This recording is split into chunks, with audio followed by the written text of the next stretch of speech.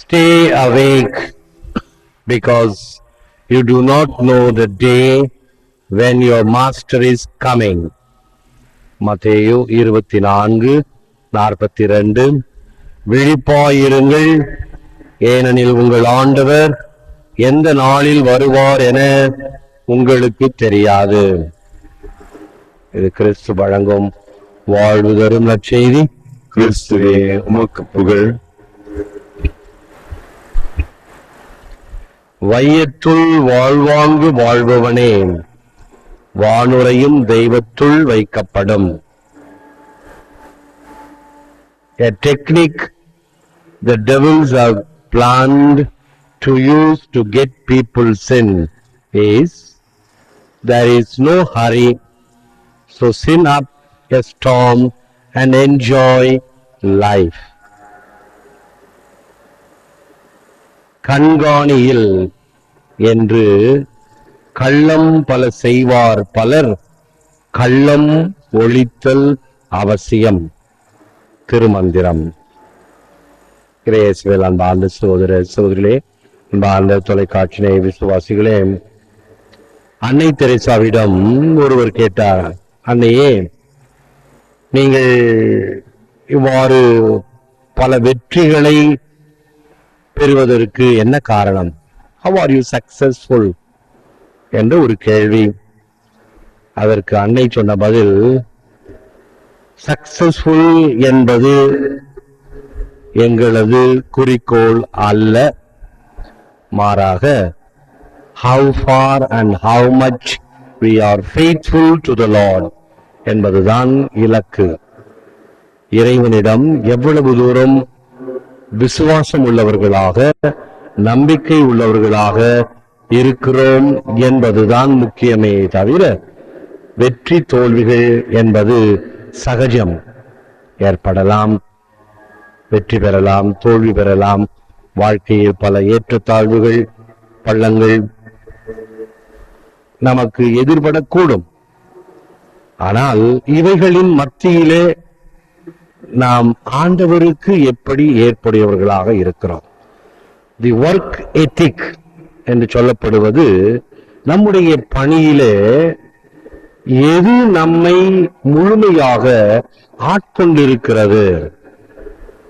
இறைநேயம், மனிதநேயம், சமுதாய நலம், இவைகளை நாட்டம் கொண்டு இருந்தோம் என்றால், அல்லது இந்த இறையரசை கொண்டு வர என்னால் ஆன முயற்சி என்பதை செய்தோம் என்றால் இறைவனுடைய ஆசீர் அங்கே இருக்கும்.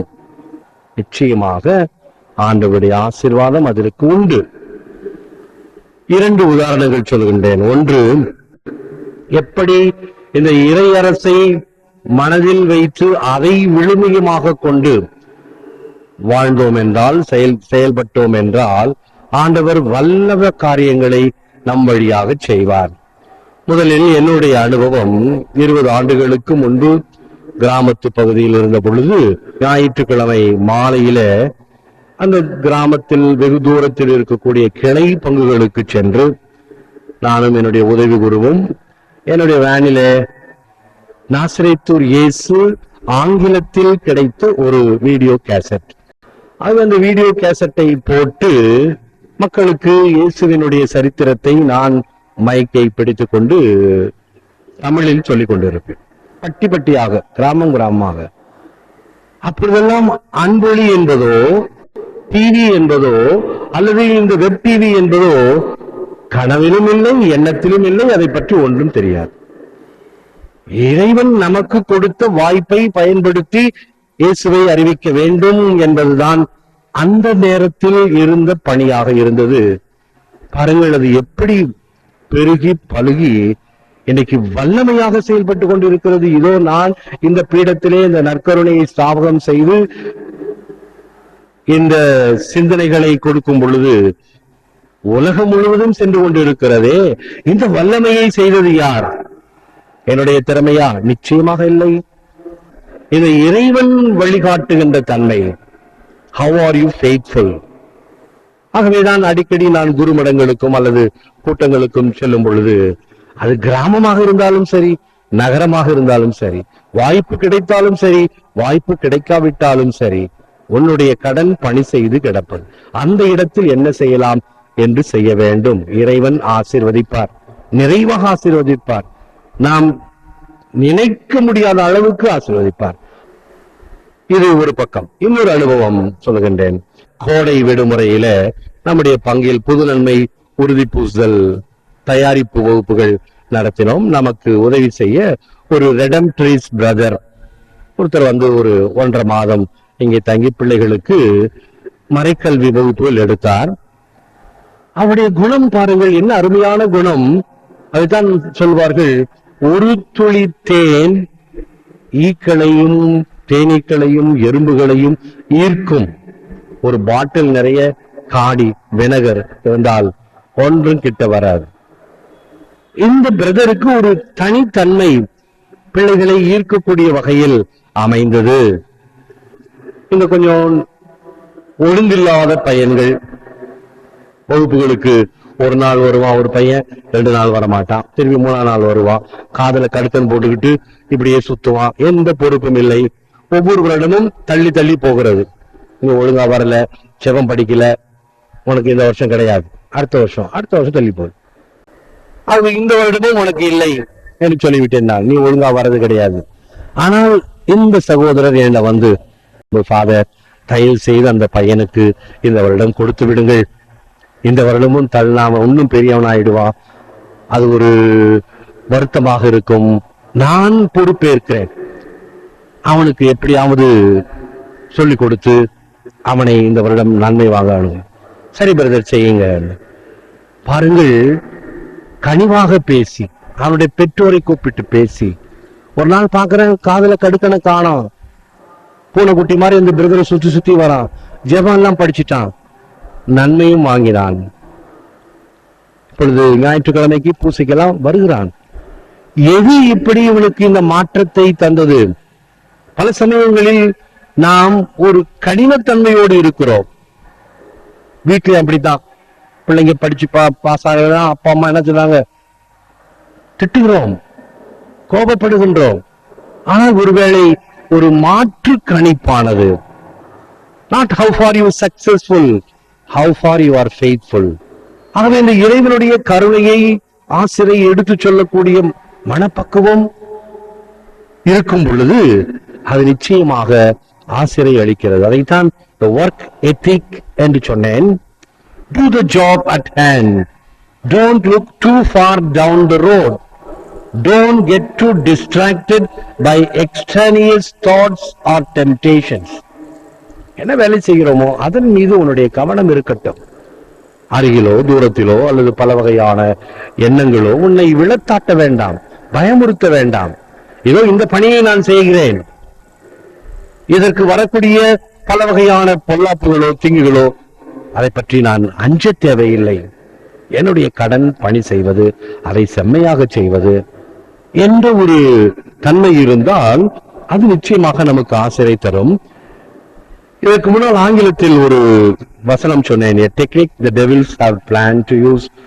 வாழ்றது கொஞ்ச நாள், அதை நல்லா என்ஜாய் பண்ணிட்டு போவோமே, ஏன் இவ்வளவு கடினமான தன்மைகள்லாம், இந்த உடம்ப மண் அரிக்க போகுது, அதை நன்றாக என்ஜாய் செய்வோமே என்ற எண்ணங்கள் மாறுபட்ட எண்ணங்களாக இருக்கின்றன. இவைகள் எல்லாம் சாத்தான் கொடுக்கின்ற எண்ணங்கள். ஆகவே சாத்தானுடைய கூட்டத்தில் எப்படி மக்களை தங்கள் பக்கம் ஈர்ப்பது என்னும் பொழுது ஒரு சாத்தான் சொல்லியது, கடவுளே இல்லை என்று சொல்வேன், அது ஒத்து வராது. இன்னொரு பேய் சொல்லுச்சு, நரகமே இல்லை என்று சொல்வேன். நரகமே இல்லைன்னு சொன்னா மோட்சம் இருக்கிறது என்று அர்த்தமாகிறது இன்டைரக்ட்லி, அதுவும் ஒத்து வராது. மூன்றாவது பேய் தான் சொன்னது, இப்ப என்ன அவசரம், நாளைக்கு பார்த்து கொள்ளலாம் என்கின்ற எண்ணத்தை மனதில் போட்டுவிட்டால் நிச்சயமாக அந்த ஆன்மா நம் பக்கம்தான். இன்றைக்கு என்ன அவசரம், நாளைக்கு பார்த்து கொள்ளலாம் என்பது ஒரு காலம் நாம் ஆண்டவரிடம் வர முடியாது. ஆகவேதான் அந்த ஊதாரி மைந்தன் என்ன சொல்வான், இன்றே எழுந்து என் தந்தையிடம் செல்வேன், இன்றே now The time is now. நாளைக்கு அல்ல, சற்று நேரம் கழித்து அல்ல. அதுதான் மனமாற்றத்தினுடைய முதல் படி. இப்பொழுது நான் முடிவெடுப்பேன். அந்த நேரம் எப்பொழுது? நெல்லறுக்க ஒரு காலம், மரமறுக்க ஒரு கால கணிதம் உண்டு. வல்லரக்கன் அணைய நமன் நினைத்த போதெல்லாம் நம் வாழ்நாள் என்னும் புல் அறுக்க வருவன் எனில் நெஞ்சமே மற்ற இனியாம் புகழ்வது என்னே. வேதநாயகம் பிள்ளை அவர்கள் எழுதிய அருமையான வார்த்தைகள். ஒவ்வொன்றுக்கும் ஒரு காலம் உண்டு. வல்லரக்கன், மிக கொடுமையான இந்த அரக்கனாகிய நமன், நம்முடைய உயிரை பறிக்கக்கூடியவன், நினைத்த போதெல்லாம் நம் வாழ்நாள் என்னும் புல் அறுக்க வருவான். நம்முடைய வாழ்நாளை முடித்து அந்த புல் அறுப்பதை போல நம் வாழ்நாளை முடிக்க வருவன். அவன் என் நெஞ்சமே மற்ற இனியாம் புகழ்வது என்ன. அவனை நான் மேற்கொண்டு என்னுடைய முடிவை, இறுதியை, குறிக்கோளை அடைவது எப்பொழுது? ஆகவே அனைத்திற்கும் இந்த கால கணிதத்தை செவிக்க, இறைவனுக்கு நேரத்தை கொடுக்க, நல்வாழ்வு வாழ்க நாம் அழைக்கப்படுகிறோம். One thing that will always secure heaven for us, மோட்சத்தை நமக்கு கொடுக்கக்கூடியது acts of charity and kindness, இரக்க செயல்களே, which we have filled our lives, நம்முடைய வாழ்க்கையில இவைகளை நிறைத்திருக்க வேண்டும். We will never know how much good just a simple smile can do. நமக்கு தெரியாது, ஒரு சின்ன சாதாரணமான புன்னகை வெகு தூரம் செல்லக்கூடியது. Smile a while and it will carry you a mile என்பது ஆங்கில பழமொழி. எனவே இப்படிப்பட்ட கருத்துக்களோடு இறைவனிடம் இறைஞ்சுவோம், உழந்தால் இருப்போம். Lord, give us the wisdom to know what to do, the skill to know how to do, and the virtue to do it. ஆண்டவரே, எதை செய்வது என்ற ஞானத்தையும், அதை செய்வதற்கான திறமையையும், அதற்கான நன்னெறியையும் எங்களுக்கு தாரும். இடரினும் தளரினும் எனது ஒரு நோய் தொடரினும் என்றும் உன் கடல் தொழுவேன் என்கின்ற வகையில உம்மை பற்றி கொண்டிருக்கக்கூடிய வகையில் என்றும் சோர்ந்து போகாது, விரக்தி அடையாது, சாத்தானின் வலைகளில் மாட்டிக்கொள்ளாது, தைரியத்துடனும் தெம்புடனும் உற்சாகத்துடனும் உம்முடைய விழுமியங்களை பற்றி கொண்டு வாழக்கூடிய மக்களாக எங்களை உருவாக்கியருளும். ஏற்று வரமருளும் இறைவா, காக்கும் கரங்களினால். ஆமென். அன்பர்களே, ஒவ்வொரு வீடியோவின் கீழும் மறையுரை விளக்கங்கள் உள்ளன. படித்து பயன்பெறுங்கள். நன்றி, வணக்கம்.